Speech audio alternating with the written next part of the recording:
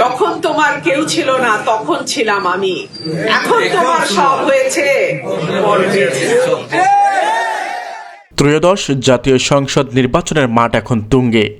আজ ব্রাহ্মণবাড়িয়া 2 আসনের স্বতন্ত্র প্রার্থী ব্যারিস্টার রুমিন ফারহানা তার কাঙ্ক্ষিত হাঁস প্রতীক বরাদ্দ পেয়েছেন। প্রতীক পেয়েই যেন আরও রণমূর্তি ধারণ করলেন এই নেত্রী। প্রশাসনের কর্মকর্তাদের পাশাপাশি এবার তার নিশানায় কি তবে বিএনপির নেতৃত্ব? তারেক রহমানকে ইঙ্গিত করে রুমিন ফারহানার স্পষ্ট বার্তা, আমার হাঁস যদি কেউ চুরি করার চিন্তা করে তবে আমি কাউকে ছাড়ব না। দল থেকে বহিষ্কার এবং মন্ত্রিত্বের প্রস্তাব ফিরিয়ে দেওয়ার পর এবার কি তবে সরাসরি তারেক রহমানকে চ্যালেঞ্জ দিলেন রুমিন ফারহানা? বিস্তারিত আমাদের আজকের বিশেষ প্রতিবেদনে।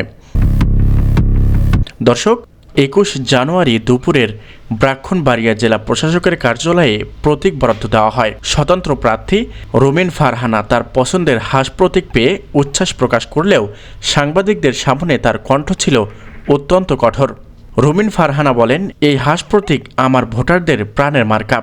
আমার নিজের পালিত হাঁস যখন চুরি হয়েছিল আমি তখন চোরকে ছাড়িনি, তাকে জেলে ভরেছি। এবার যদি আমার এই হাঁস প্রতীক কেউ চুরি করার চিন্তা করে তবে আমি যথাযথ ব্যবস্থা নিব।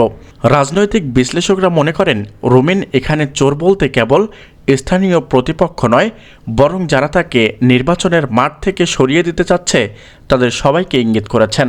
রুমিন ফারহানা কেন এত আক্রমণাত্মক? সম্প্রতি তিনি দাবি করেছেন যে বিএনপি থেকে তাকে বারবার ফোন করে মন্ত্রিত্ব লাভের লোভ দেখিয়ে আসনটি ছেড়ে দিতে বলা হচ্ছে, কিন্তু খালেদা জিয়ার মৃত্যুর পর তাকে দল থেকে বহিষ্কার করায় তিনি ক্ষুব্ধ। সূত্র বলছে, রুমিনের এই হাঁস প্রতীক চুরির হুঁশিয়ারি মূলত বিএনপির চেয়ারপারসন তারেক রহমানের প্রতি একটি পরোক্ষ চ্যালেঞ্জ। রুমিন ফারহানা বুঝিয়ে দিয়েছেন দল তাকে বহিষ্কার করলেও তৃণমূলের সমর্থন তার সাথেই আছে। বিএনপির শক্ত ঘাঁটিতে দল যখন তাকে বাদ দিয়ে অন্য কাউকে সমর্থন দিচ্ছে তখন রুমিনের এই জায়গায় জয়ী হওয়ার আত্মবিশ্বাস তারেক রহমানের সিদ্ধান্তের বিরুদ্ধে এক ধরনের বিদ্রোহী হিসাবে দেখছে রাজনৈতিক মহল। ব্রাহ্মণবাড়িয়া 2 আসনের ভোটারদের মধ্যে এখন সাজ রব। সরাইল ও আশুগঞ্জের মোড়ে মোড়ে এখন একটাই আলোচনা, রুমিনের হাঁস বনাম দলীয় প্রতীক। ছোট ছোট বাচ্চারাও স্লোগান দিচ্ছে, আমাদের মার্কা হাঁস। রুমিন ফারহানা দাবি করেছেন তিনি ব্রাহ্মণবাড়িয়া মানুষের প্রার্থী।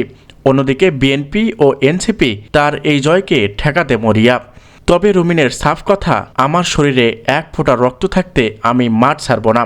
তার এই অনড় অবস্থা কি তারেক রহমানের রাজনৈতিক সমীকরণ পাল্টে দেবে?